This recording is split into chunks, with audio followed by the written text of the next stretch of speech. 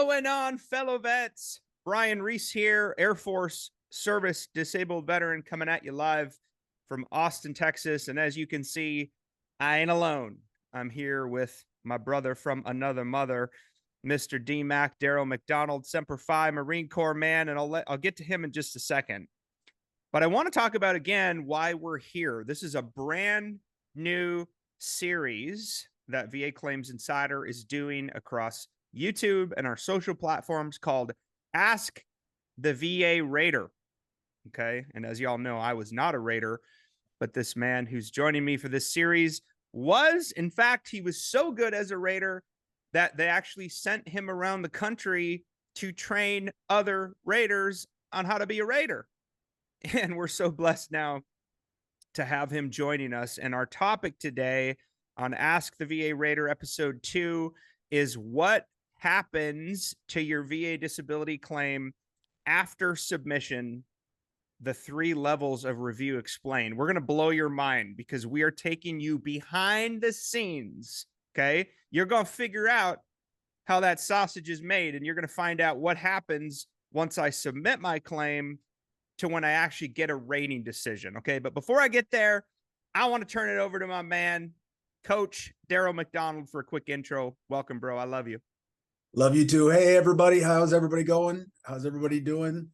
I did serve in the Marine Corps. I served in the Marine Corps during the first Gulf War, got out with a disability, with a 10% disability. I did become a high school teacher and a head football coach, but after that, I went to work for the VA, and I did work for the VA for 11 years, spent 6.5 of that as a rating specialist. And then, and as Brian said, I did travel and did teach a lot of people who are still rating specialists around this great country of ours. So I'm glad to be here and glad to share what I know. I got to talk about this guy a little more than that because he's being so humble. You know, you can kind of look at him and think to yourself, like, you know, who is this wizard biker by the beard of Zeus guy? But I'll tell you, this is an amazing human being. Okay. Has dedicated his life to serving others. And he shared some of that. I mean, the guy is a U.S. Marine, Semper Fi, my brother, even though you eat crayons. Wow. He was a school teacher, was a football coach, went back into service again after serving to actually learn everything he could about the VA disability process and to help veterans to overcome some of the frustrations that he had happen to him. It's like, I don't want this to happen to other people. I'm going to go in that system and fix it. Okay. Eventually jumps out, and we were so blessed as an organization to get this man in here.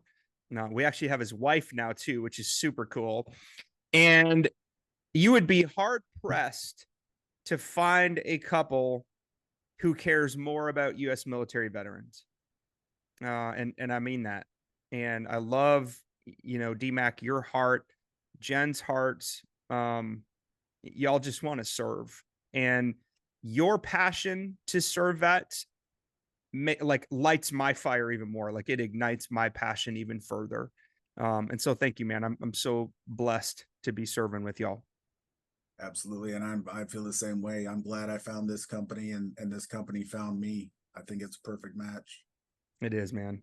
Okay, fellow vets, we are going to jump into what happens after you submit your claim. Now, stick around, okay, because I'm also going to be giving you an update on the VA claims backlog, if and when we can expect the backlog to clear out, how many pending claims there are, how many claims are in backlog, meaning they've been sitting at the VA pending a decision for 125 days or longer, okay?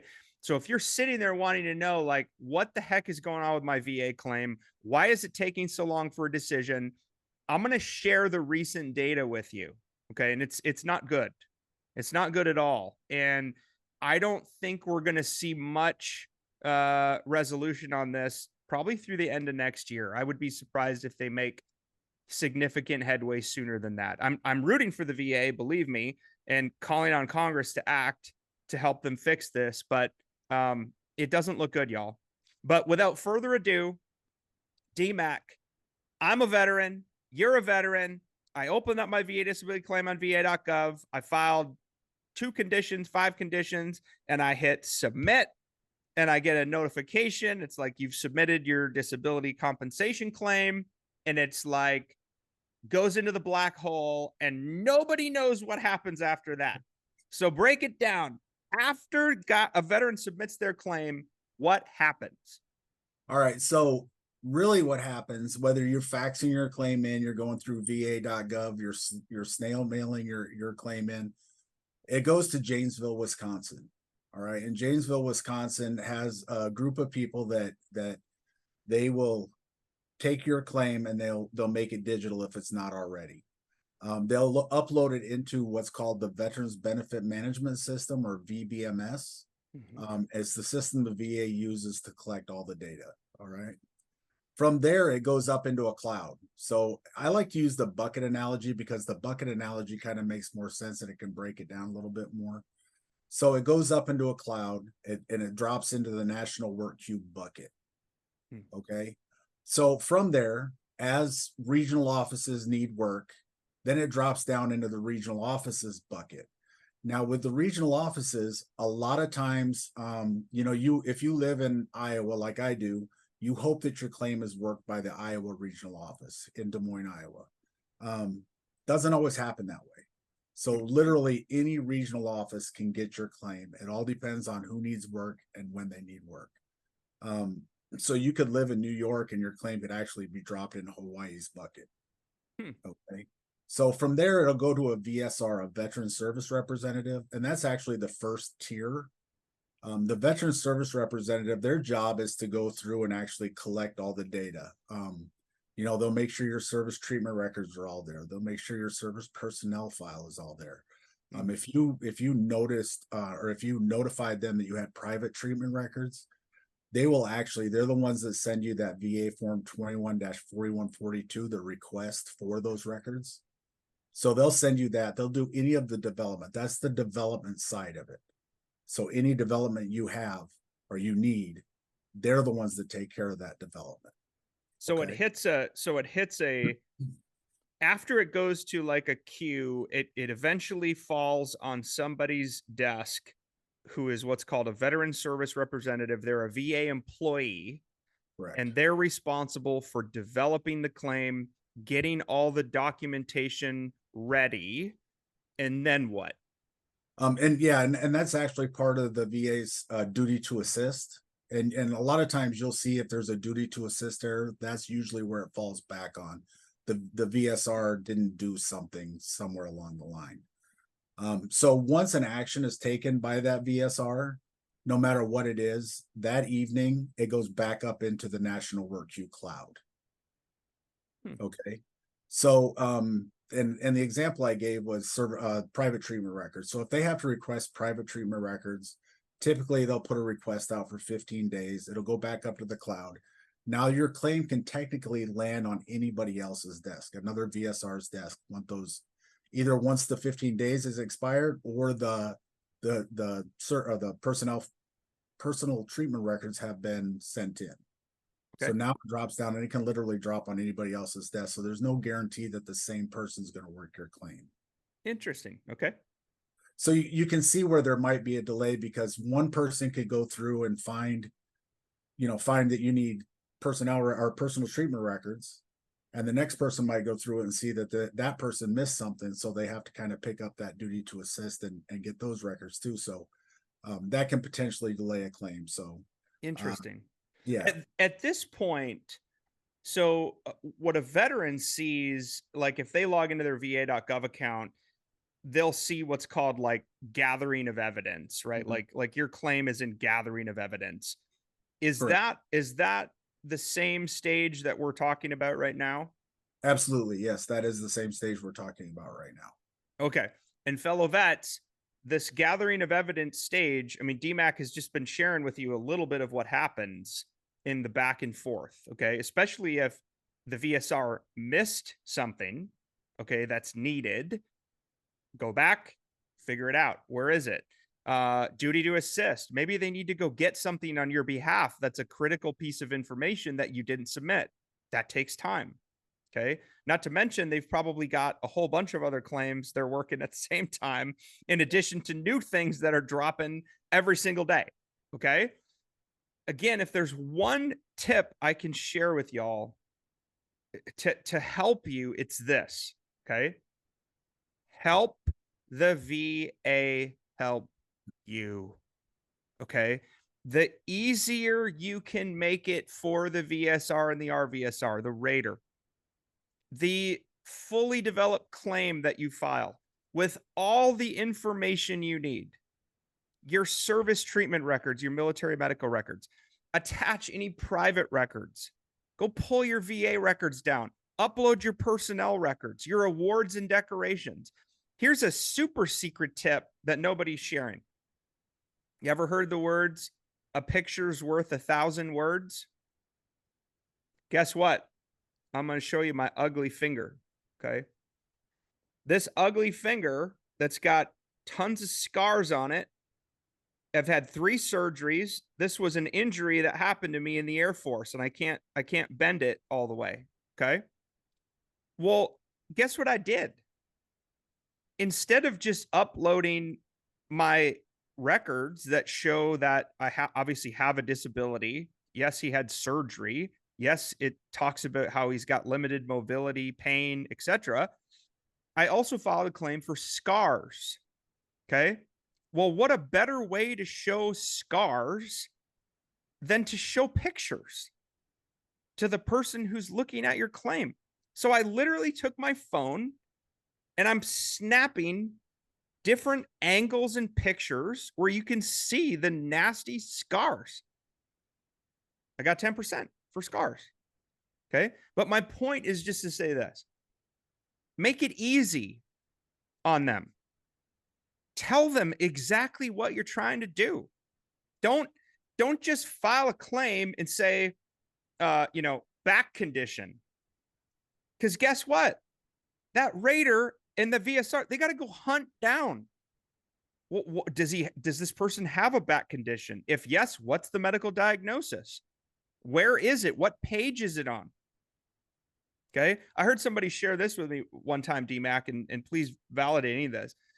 But he's like, put in there like lumbar strain with surgery and limitation of mobility caused by X. By the way, it's on this page of my medical records.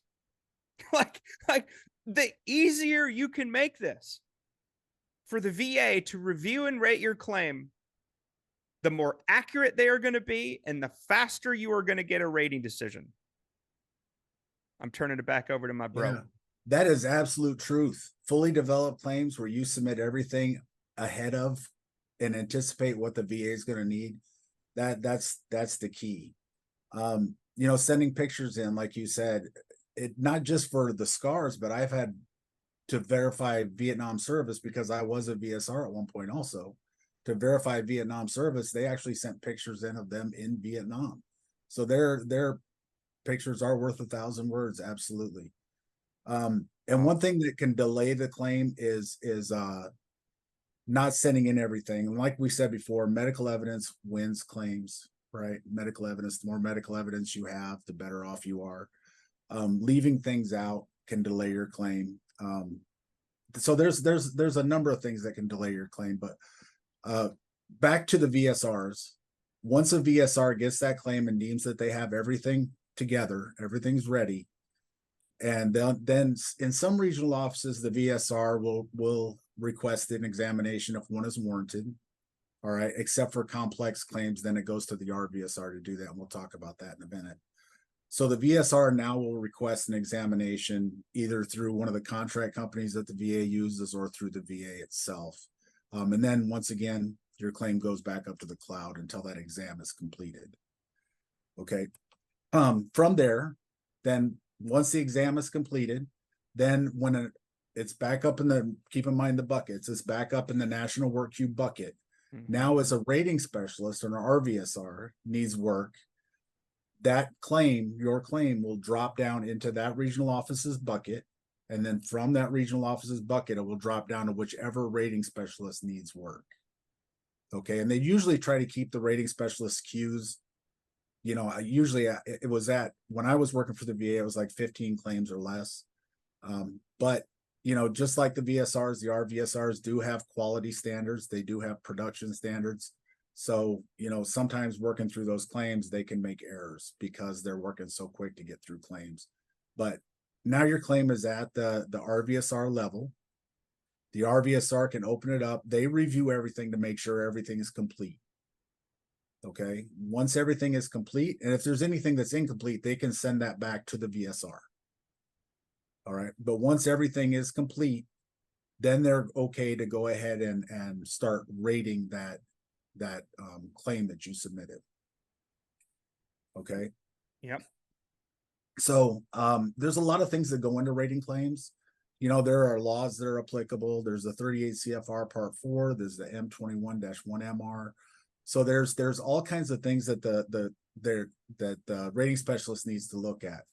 Back in the day, they used to have things called fast letters, where they would get instructions from, you know, Congress or from the Secretary of the VA or from different places. So they had to keep up with all of the applicable laws, all the standards, everything else. So as you can see, with things changing, that can also delay your claim. All right. And then with the intent to files, you know, the intent to file comes in. Now they've got to figure out when the intent to file is submitted, when it's applicable, when it's not applicable. Yep. So there's a lot of things that the RVSR has to do that go into that rating, that development of that rating. All right. Tracking so far? Tracking. Yeah. So I'm gonna see if I can recap for everybody. So you prepare and file your claim. Okay, whether you did it through an accredited representative, you did it yourself online, you mailed in a copy, you snail mailed it, you faxed it, you uploaded it to the, what is it called, the Access VA tool. I think they changed the name again. So there's lots of different ways you can actually get a claim in to the VA. Okay, we're talking about VA disability compensation claims. Once you submit that claim, it goes to Wisconsin, right? Yep. And then it goes into the national whatever queue, and it goes to somebody's desk. And once they're done with it, it goes back to the cloud, and it might go to somebody else after that. Did I miss anything? Nope, you're right on, spot on. Okay, so the veteran service representative, who's a VA employee, that's the frontline rep who's going to start, and they're responsible for developing your claim. Okay. And then what happens after that? It goes back to that national work queue when they're done.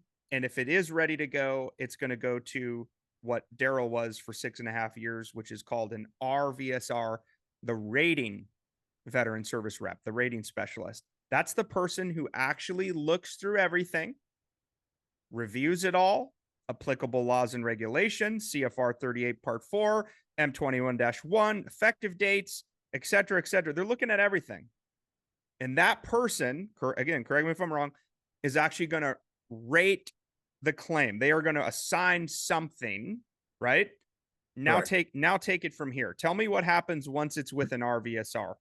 All right. So the RVSR does have to determine whether that claim is ready to rate. And the VA, and I know a lot of people get down on the VA, but the raters do actually have like a motto that they use, and it's called grant if you can, deny if you must. All right. So, and I hear a lot of veterans out saying, yeah, the VA is out to get me. The VA's, that's not true. That really isn't true. Rating specialists, over 55% of the VA's workforce are veterans themselves. So having somebody rating your claim, they're looking at all the applicable laws like we talked about. They're looking at your complete file, the big picture of everything, the examination you had, and they're making a determination based off of those things. So if you didn't submit enough medical evidence or the right kind of medical evidence, then they have to deny your claim. If you submitted everything looks good, you had a positive exam, everything came back, now you're looking at a grant of your claim. I know a lot of people get what are called deferred claims. Deferment is just basically they don't have enough evidence to grant, but they don't have enough evidence to deny either. So they have to go back and usually have to request something. A lot of times it's a new examination because the examiner didn't complete the DBQ, the disability benefits questionnaire properly, or they didn't do something. Mm. But trust me when I say this, raters aren't out looking for a reason to deny somebody. And that was one of my biggest frustrations when I was rating, is just veterans submit enough information, they're just missing that one little piece, and reaching out to them and telling them, hey, you're missing this one little piece, get it for me, was not something that was practiced, right? So that's No. when the rating decision letter, that's why you look at that rating decision letter, and you can get that one little piece from that rating decision letter. But most veterans don't know that. So the RVSR is the one that makes the decision, the determination on whether you're compensated or not compensated, how much you're getting compensated according to the 38 CFR Part 4, what conditions you have to be compensated for. So there's a lot that goes into that RVSR position. Wow.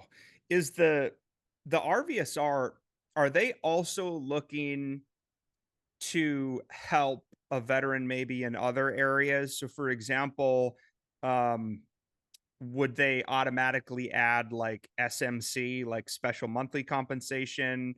Are they the person who would make the determination if a disability condition is static or not? Is that, does that all come into play at this point or not? Yes, that all does come into play at this point. So SMC, that special monthly compensation, it's really determined by examination. And there are different types of SMCs, and I'm not really going to go into all of that because there's so many and it's so Yeah, there broad are. across the board. But yeah, they're the ones that can assign that SMC, that special monthly compensation. They're also the ones who,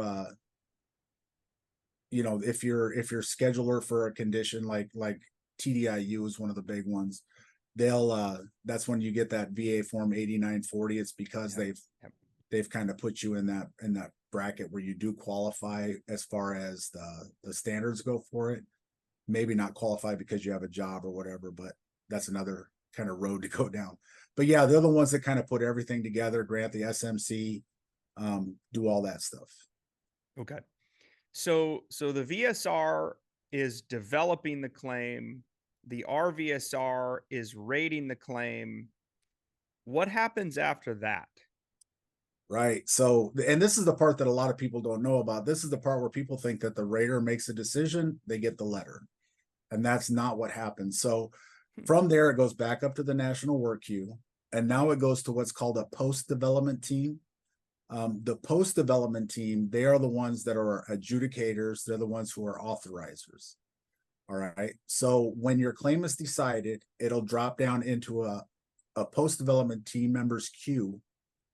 They'll look at it, they'll make sure that the effective date is correct, they'll make sure that the applicable laws are there, they'll read over the rationale, why you were denied, why you were granted, and they're the ones that just kind of look over the entire rating decision, and then they are the ones who will issue the letter and or payment if you're due payment. So that's the final step in the process, is that adjudicator and authorizer. Then you receive your letter in the mail, usually 7 to 10 business days after that process is done. The rating decision letter. Okay. Okay.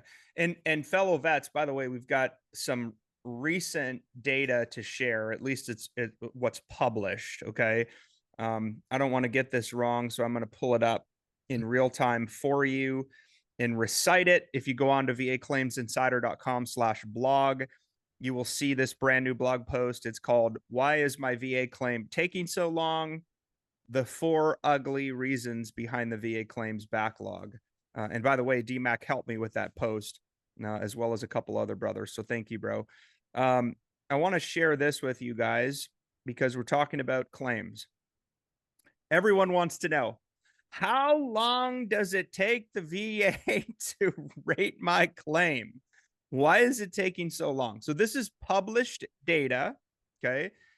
This is on average. Okay. Your claim may take longer or shorter than this. As of August 2023, on average, the VA is taking 124.4 days to decide fully developed claims and 131.7 days to decide standard claims. Okay, now remember, what is a fully developed claim? you are uploading everything to the VA that they need to review and rate that claim. You've got all your medical evidence, your personnel records, everything that you're telling the rater, hey, Mr. or Mrs. Rater, here's my package. Go review and rate my claim. Okay. Versus if it has to flip to a standard claim, they might have to use duty to assist and go track other things down. Perhaps you filed a fully developed claim and you didn't attach your medical records or you didn't attach your private records. I've actually seen fully developed claims get flipped to standard claims because they required further development, which means they take longer. Okay. So again, I'm just sharing the data of as of right now, fully developed claims are about 124.4 days from start to finish. Standard claims are about 130, almost 132 days from start to finish. Now, by the way, those numbers continue to increase. Okay. And I would expect that average data to continue to go up. Okay. But stay tuned again, because as we go here, we're going to be sharing some tips of how you can speed up your claim. Okay. Even if you've already filed it and you're wondering, like, what can I do? All right. So we talked about development by the VSR. We talked about review and rating. And then we talked about post adjudication, I guess. Is that what you call it? Yeah. Yeah. Post adjudication. Okay. And then you get your rating decision letter in the mail. And that's, if you remember, like, I know vets like are checking every single minute, like on va.gov to see if their rating changed, like refresh, right? And inevitably, it's not always going to go your way. Okay. It's happened to me before multiple times. A claim's going to get denied. A claim's going to get deferred. A rating is going to, like, why didn't my rating increase? It should have increased, right? And it didn't. As painful as it is, you got to wait until you read your rating decision letter. Why is that? DMAC, tell us about a rating decision letter. That's your roadmap. That tells you if you're denied, that tells you why you were denied. It tells you either, and the two most common reasons veterans are denied, number one, they don't have a current diagnosis, or number two, they don't have a nexus or a link linking it to their service, to a secondary condition, whatever. Yeah. Those are the two most common things. So if you read that roadmap, that tells you what you need to get or need to have in order to substantiate that claim and potentially turn that around via supplemental claim and get it granted. Okay. It'll also tell you if the RVSR potentially made a mistake. And we're all human, we do make mistakes. I've made a few. While I was rating, I made a few. Hopefully that quality kind of scopes that out for you, but every once in a while, one slips through the cracks. The VA does make mistakes, but it's something that's correctable. You can look at it and you can see and you can correct whatever that potential mistake was. And that's the glory of that Appeals Management Act, is it's kind of simplified that process on getting those corrected. But yeah, that code or that rating decision that's your roadmap. Follow that. See why. Man, I hope y'all are taking notes, or you're going to go back, and I'm going to go back and listen to this again, because I'm learning a lot just hearing about how the sausage is made behind the scenes. One of the things I find interesting, DMAC, and I think it's just the reality sometimes of what can happen when it feels like you've been punched in the face. Okay. What I've seen from veterans is a tendency to, they either get denied, or the increase they filed for didn't get approved, or worse, there's a proposed reduction. Okay. And then what I see is the veteran completely shut down and go into panic mode of, the VA just hates me. There's nothing I can do. They just don't like me. They don't acknowledge my service. And in many cases, they don't even read the rating decision letter. It's like accepting defeat without even knowing if that defeat was valid. And so, y'all, look, one of the things we do around here, one of the value adds is having a brother or sister in arms who is there to hear you, to sit with you and be a light in your darkness, pick you up off the ground and give you a hug, sometimes kick you in the ass to get you back on that horse. Okay. Because I've seen it many times, even with vets in our program. Somehow, some way, it doesn't go their way.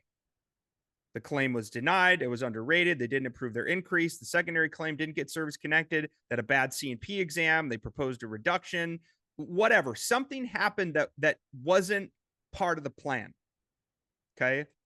Well, our coaches, people like DMAC, they are there to pick up the phone and talk to you. Okay. And hear you vent and go through your decision letter with you and help strategize with you what you can do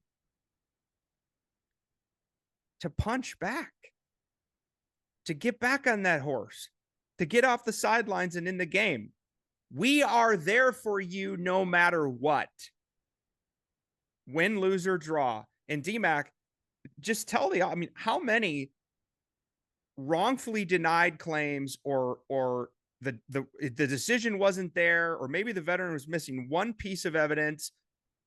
You help them get it, and they turn around and file a higher level review, and the claim's approved. It happens a lot lately. It really does, especially since the VA kind of went through and hired a whole bunch of new people. It happens a lot. And I'm going to tell you, Brian, that I went through this process on my own, and there were a lot of times that I did feel like giving up, that I felt like I feel like the VA was just bashing me. But you know, if I deserved, and I came to the realization I deserved legally, morally, and ethically, I deserved. Yeah. So, you know, keep fighting that fight. There's always, even a proposed reduction, there's always a way to turn that around. So, you know, just because you get some bad news or you don't get the news you thought you were going to get, don't give up. Keep fighting it. Oh man. And y'all, this is a part of the value add around here that nobody wants to talk about, because a lot of times the veteran and their family will be right on the cusp. It's like victory is right inside the next door and it's already cracked for you. But if you don't go freaking barreling through it, okay, it's going to close and all of a sudden you accept defeat. And we don't want that for any, none of us do. I don't want that for any veteran, period, alive in the world today, or their family members, whether it's a compensation claim, a pension claim, an education benefit, whatever it is. I want you to get every single penny that you have earned for serving this country. Okay. And you may be sitting there going, yeah, Brian, but you know, I don't know. I feel a little slimy. I feel a little shady. Like, you know, I don't know if I deserve this because, you know, I wasn't in combat, you know, I didn't lose a limb. I wasn't exposed to Agent Orange. You know, I don't have post-traumatic stress disorder. You know, I only served at home station. You know, guess what? That's a freaking lie. Okay. Get that out of your brain. Okay. You deserve something. Maybe it's a 0% service connected rating. Okay. Maybe that's what it is. I don't know. Maybe it's 100%.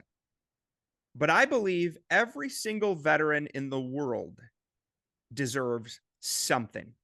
There is some benefit out there that our government is willing to pay for. Why is our government willing to pay for it? This goes back to the very woven fabric and foundation of this country. Taking care of those who took care of us. This goes all the way back to 1620. Okay. This goes back to George Washington in the Revolutionary War. This goes back to Abe Lincoln. I say Abe Lincoln like he's my brother, right? Like next door. This goes back to President Abraham Lincoln. Okay. These benefits exist for you and because of you. Okay. Now, I can't, I can lead you there, but I can't make you drink. Okay. I can't make you drink it, but I am going to lead you right to the river. And I'm going to show you, and our team is going to lead you to victory on everything you need to do. I'm just asking you to meet us halfway. Okay. Do it. If you can't do it for yourself, do it for your family. Okay. And DMAC, in fact, I just had one of my buddies here today at my house in Austin, Texas. We served together. He was an Air Force football player. He's just an amazing guy. And of course, we were telling old stories and hugging and laughing about things that happened, during our cadet days. And it just so happened he asked about his claim, right? He's at 80% now, talked about some different conditions that he has. He's like, well, I don't really think that, I deserve a percentage for those. And I said, maybe you don't. Maybe you don't deserve even 10% for those. Get them filed now and rated at 0%. Why? Because 30 years from now, when your back finally goes out and all of a sudden those benefits that you need that were due to something that happened to you in service, it's already service connected, and all you're doing at that point is filing for an increase. Okay. And he's like, whoa, dude, I didn't even think of it like that. Okay. And most veterans don't think of it like that. A 0% rating is still a rating. 0% rating, y'all.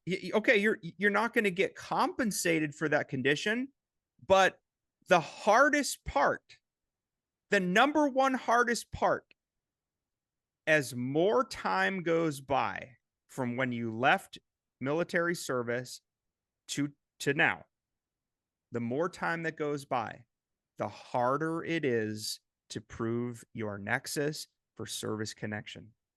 Okay. So, I mean, DMAC, what I tell vets to do and what we teach our team is like, get out a sheet of paper and go head to toe and write down anything going on from head to toe. Take a personal inventory. And then I'm amazed, dude. I'm amazed at how many veterans have never read their service treatment records. They've never even looked at their military medical records. If you pull your service treatment records, go look at like the first 20 to 30 pages, you're going to find a diagnostic summary. You can actually go see listed in alphabetical order every medical condition you have ever been seen or diagnosed for, as well as the date of diagnosis. Go look at that. See what it says. I went back and looked at mine about a year ago, and I was actually surprised at some of the stuff that was in there. I was like, holy crap, I didn't know that I actually ever got diagnosed for that. I'm not going to file a claim for it because I'm already rated for a different mental health condition.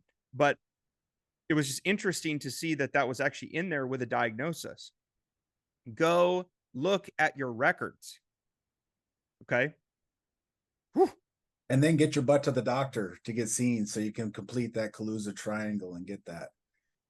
Brian, one of the biggest ones I see are the secondary conditions. People, I never went to sick call when I was in the service. I just never went. It was frowned upon. It was right. But we talked about the gateway stuff before, you can do the gateway stuff, but the secondary, I'm service connected to my right knee. Well, know your anatomy and physiology. What happens after that? Your left knee goes bad, your hips can go bad, your back can go bad. There's all kinds of things. So secondary conditions, get your butt to the doctor. That is so important. So important. Oh, this is an amazing tip, man. 100%. Get your butt to the doctor. And by the way, I'll just share real quick how you get your butt to the doctor. Okay. And actually, this was a good reminder for me because I need to make an appointment to go see 2 people at the VA here in Austin, Texas. I need to go see my new primary care doctor, my previous primary care doctor quit. So I got to find a new one. I need to make an appointment with them because I need more medication. I'm out of refills. Okay. So I need to get my butt to the doctor. So that was a good reminder of I need to see my primary care doctor and I need to tag up with my VA mental health care specialist. How do you do that? Y'all, go to the Google machine and type VA outpatient clinic near me and call the number. Call the phone number, talk to a nurse, a frontline representative, say, I need an appointment. I want to go see somebody. If you think you need mental health care, VA mental health care facility near me, call the number. Okay. Get your butt to the doctor. I love that tip. And realistically, the VA is doing a lot to get rid of that excuse. They have the C box, the community-based outpatient clinics. Yeah. Many states are going to telehealth. So if you have something that's bothering you, you can set up an appointment via telehealth so you don't have to travel. And you can talk to a doctor, you can talk to somebody via telehealth. My Healthy Vet has a direct, they have that secure messaging so you can talk directly to your primary care provider. So really, there's really no excuse not to get your butt to the doctor. They're giving you every way to do it. Man, I agree. And fellow vets, look, we can bash the VA all day long. The reality is, I've seen VA healthcare get infinitely better over the last 10 years. Infinitely better. I learned this not too long ago. The VHA, the Veterans Health Administration, all the medical stuff, the largest healthcare system in the world, the number one provider of telehealth services in the world. Okay. So if you think the VA isn't cutting edge, you're wrong. They are. They're actually doing a lot. Okay. Now, are there still problems? Yeah, it's a giant bureaucracy. Okay. Yeah, there's still problems. But there are good people inside the VA who are fighting for you every day. You just don't know it. They're fighting for you. And as DMAC said, what, 50% of the rating specialists and probably of all the VSRs, RVSRs are veterans themselves. In fact, I was talking to a rater. This would have been about 2 years ago now. And we were just talking about things that were going on and things she was seeing. She goes, yeah, I might be giving you guys a call. And I was like, what are you talking about? And she's like, well, I need some help with my own claim. She's like, it got denied and, I need more medical evidence. And I was like, wait a minute, you're a rater. And she's like, I deal with the same crap that every other veteran deals with. Like, I file a claim, it goes to the national queue, it goes to somebody's desk, and they're looking at my claim the same way they're looking at yours. So it's like, I think it's interesting to share those stories and to hear that perspective. Okay. The VA really is cutting edge. If you think about it too, back when I first started rating, we had paper files. So you would come into your cubicle in the morning and you would have hundreds of files in your cubicle and you would have to go through medical records one at a time, which really slowed the process. Mm-hmm. But now that they've gone to a complete system, even though the system's a bit archaic, it's still easier to search through. So you're getting results a little quicker. All right. Let's switch gears before we wrap up. I want to talk about the VA claims backlog a little bit more and just share what's going on. Okay. Here's the reality, y'all. The number of pending claims. Okay. That means a claim that's been submitted that hasn't been decided. As of August 23, over 944,000, okay, almost 1 million claims are sitting there in pending status. Okay. The highest number of pending claims since 2012. I want you to think about that. Okay. Now, why are there so many more pending claims? Well, there's a lot of folks submitting PACT Act related claims right now. That's one of the reasons. The other reason, we just got out of 20 years of war. Okay. There's a lot of vets who served that have issues, physical issues, mental issues. and they're filing rightful claims. Okay. When you send millions of men and women to war, this is what happens. This is the result of that. Okay. So that's really what's going on. But why is there the backlog? Well, we think there's 4 reasons, and I'm reading this from this blog post I just wrote. You can find it on vaclaimsinsider.com/blog. The sharp rise in VA claim submissions, that's reason number 1. I just shared there's almost 1 million pending claims in the system. Reason number 2, VBA, Veteran Benefits Administration, staffing problems. Okay. A lot of great people have left the VA. A lot of people with a lot of experience have separated, retired, and they're having trouble recruiting, retaining, and training quality talent. All right. And by the way, if you think I'm BSing you, go Google it. You can read the stats. Reason number 3, the VBA.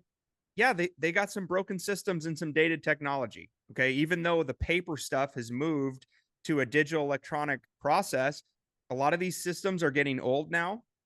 They require a lot of maintenance. They break. Well, they're also being stressed right now with 1 million pending claims and almost 300,000 in backlog. So yeah, there's issues with the VA's broken systems and outdated technology. That's reason 3. And reason number 4, I'm going to speak directly at the VSRs and the RVSRs. Quit overdeveloping the claim. Okay, we talked about that, right? The claim gets submitted, it's in development. Brian, what are you talking about? Overdeveloping the claims. If a veteran submits a fully developed claim with a disability benefits questionnaire, a DBQ, okay, guess what? It's ready for rating. It is adequate for rating purposes. So if a veteran submits a fully developed claim with a privately prepared DBQ, it checks all the boxes. It's valid. It's from a real doctor. They got seen. Run your traps, okay? Rate the claim and don't order a separate C&P exam. When you snap order C&P exams when a claim doesn't need it, it's bogging down the system. Don't do it. It's called overdevelopment of a claim. Okay, those are the 4 primary reasons why there's a VA claims backlog. I want you to go read this post, but DMAC, before we close out, I want to share what we teach here. Okay. And you can verify this. It's like, yeah, B sent this to us, right? This is what he wants us to do. We teach at VA Claims Insider something called the SEM method. Strategy plus education plus medical evidence equals the VA rating you deserve faster. SEM. Why did we write it down and make it super simple? Because I ain't the brightest bulb on the porch, and we needed a way to remember it. Okay. That's why we broke it down. Strategy, education, medical evidence. That's what you're going to get from us. Okay. Let me give you a couple VA claim strategy items. Okay. Fully developed claim only. Make sure you have all your medical evidence with your fully developed claim. That includes your service records, your VA records, any private records. Okay. Look for no more than 1 to 3 disability conditions per claim. Whoa. Come on. What are you talking about? You can always file more claims. But if you open a claim and file a claim with 37 disability conditions, well, I just shared the numbers with you. 1 million pending claims and almost 300,000 backlog claims. That means they've been sitting there 125 days or more with no rating decision. If you submit a disability claim right now with a whole bunch of conditions, it is going to take forever for that claim to get reviewed and rated. So don't do it. Be strategic. That's why we teach a strategy. That's why you should get with a veteran coach like DMAC and cook up a personal strategy for you, because everybody's a little bit different. Everybody's claim situation is a little bit different. Okay. So personalized strategy, that's number 1. Number 2, education. Y'all, we got to get educated. Part of the reason why I started VA Claims Insider was I was not educated. I was so frustrated. it was amazing. Like I went in and talked to my VSO and I'm like, hey, I'm getting out and I've got issues and I want to file a disability claim. The first question he asked me was, what do you want to file for? I don't know. What am I eligible for? I don't know. What are you going to file for? I don't know what I'm eligible for. I knew nothing about this. And it was that moment in time that I went, I got to get educated on this. I need to go get a freaking PhD in VA disability claims. How do I teach that? How do I learn it as fast as possible? Okay. I don't know everything, but we collectively, including DMAC, have dedicated our lives to serving you. That's all I think about. It's like every freaking day, that's all I think about. How can I write a higher value piece of blog post? How can I help our team get better? How can we serve more people? How can we help more veterans? How can we get more veterans off the street? How can we get more veterans in a mental health care system? That's all we think about. Okay. That's how much we freaking care about you. You got to be educated though, man. And we're going to help you. Compensation and pension exam preparation. We're going to teach you what's the difference between a high value claim, a low value claim. Okay. What claims should I try to increase based upon my symptoms? What are good secondary conditions? How do I get a nexus letter? Do I need a nexus letter? There's a lot of stuff, y'all, that we're going to help you do. Okay. So that's the education piece number 2. Last but not least, medical evidence, bar none, end of story. It comes down to medical evidence, y'all. You either got enough or you don't. What are we talking about, B? What do you mean by medical evidence? Well, if you don't have a medical diagnosis in a medical record, you're dead in the water. Probably for every condition other than tinnitus. Okay. And even then, you should have a diagnosis or at least subjective symptoms. Do I need a nexus letter? Here's my advice. If you've been out of the military for more than a year and you're filing a disability claim that isn't already service connected, get a nexus letter to help prove that link. Because what the VA specialists are going to be looking for is what they call continuity. Okay. Continuity of care, continuity of treatment. You might have had a diagnosis on active duty, but all of a sudden it's 7 years later and you've never been seen for it. There's no documentation of symptoms anywhere. You didn't write a personal statement. There's no continuity of treatment. So even though the rater might try to look for service connection because it's in your records, how are they going to rate you? You have no symptoms. So you need to be thinking about, y'all, how do you get more medical evidence, even though you're out of the service or you've been out for a long time, to close those gaps and help the rater help you? Okay. The last thing I'll share on medical evidence. Do I need a nexus letter for a secondary claim? Yes. It's actually one of the pillars in the law. You need what's called medical nexus evidence. Nexus just means link or connection. You need something that shows how a secondary condition is connected to or related to whatever disability condition you're trying to connect it to. Get a nexus letter from a private provider. We can help you with that, and we can get you reduced rates. Again, you need some help. You can literally start free. If we don't win, you don't pay, period. VA claims, insider.com. Telling you what, love to serve you. Love to serve you and help you. DMAC, parting thoughts, brother. This was a power episode, man. Parting thoughts. It was. Know that the process is going to take a while. Make sure that you are submitting claims that are legal, moral, and ethical. Don't submit an Agent Orange claim if you were never exposed to Agent Orange. That's one way to cut down on frivolous claims. Will cut down on the backlog a little bit. And make sure you have all your medical evidence submitted at one time. It's the simple. It's really just that simple. Thanks, man. Fellow vets, thanks. Thank you so much. I really, really mean that. Thank you for your service, your sacrifices. I want you to just take a second and understand, like, you stood up to defend freedom. Okay. You did. And a very small percentage of our population does that. Okay. In an all volunteer force. None of you were forced to serve. You volunteered. And that's special. Okay. And we honor that. I honor that. Thank you. DMAC, I love your heart, bro. I always learn something from you as well. So thank you so much. You're such a blessing to me, our team, and our fellow vets. All right. We are out. We will talk to you again real soon on Ask the VA Raider.